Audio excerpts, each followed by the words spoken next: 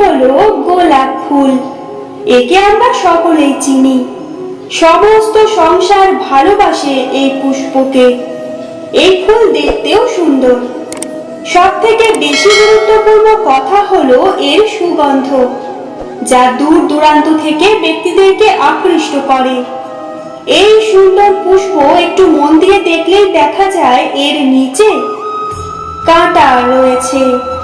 এই সংসার বলে, এ প্রকৃতির কেমন রচনা, এত কোমল পুষ্প, এটা কি তীক্ষ্ণ কাঁটা সহ প্রস্ফুটিত হয়?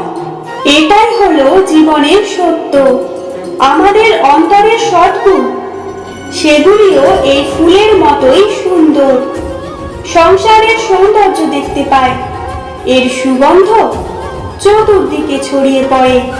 কিন্তু এই সদ্গুণ জাগ্রত করে তোলার জন্য কঠোর পরিশ্রম করতে হয়, প্রতিনিয়ত চেষ্টা করে যেতে হয়। তাই জন্য যদি আপনি জানেন আপনার পথ উচিত কিন্তু তা কাঁটায় পরিপূর্ণ, তাহলে থামবেন না, চলতে থাকুন। একবার যদি অন্তরে সদ্গুণ জাগ্রত হয়, তাহলে এই সংসার এর সৌন্দর্য দেখবে আর সুগন্ধে আকর্ষিত হয়ে আপনার কাছে আসবে।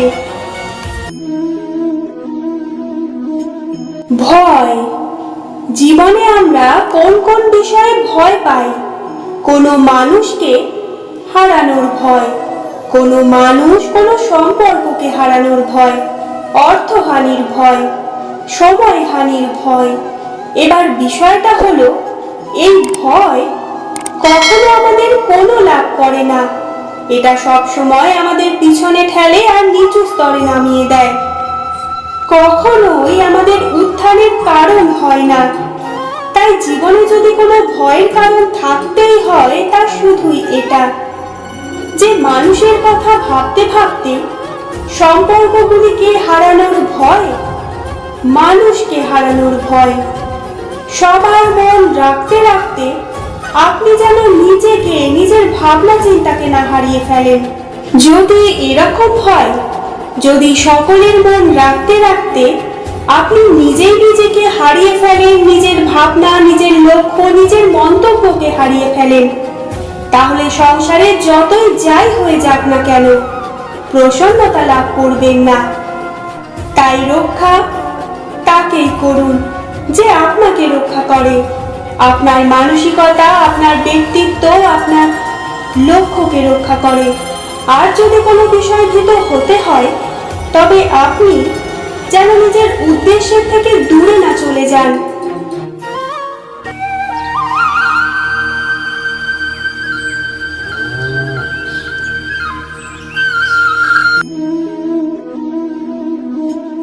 মোহনের বাঁশির এই সুর, এই সঙ্গীত কার না পছন্দ হয়?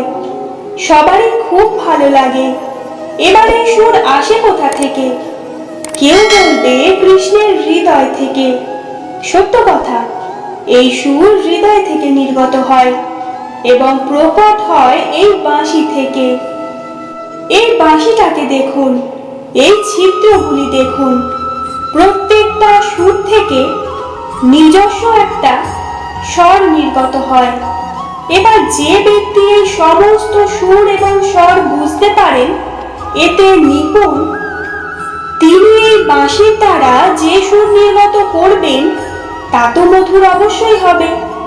এবার জীবনের সাথেও কিছুটা এরকমই ঘটে। জীবনের কিছু নীতি থাকে, অর্থ, কুটুম্ব এবং আধ্যাত্মিক। যদি জীবনের প্রত্যেকটা মুহূর্ত সুখময় হয় এরকম আপনি চান, তাহলে এই তিনটে নীতিতে আপনাকে নিপুণ হতে হবে। কোনো একটি বিশেষ নীতির প্রতি যদি আপনি বেশি ঝুঁকে পড়েন, তাহলে বাকি দুই নীতি থেকে যা সুখ লাভ করা সম্ভব তা পারবেন না। ধন অর্জন করতে হবে পরিবারের জন্য, পরিবারের সুখ, মনের শান্তির জন্য। মনের শান্তির প্রয়োজন মনের শুদ্ধতার জন্য।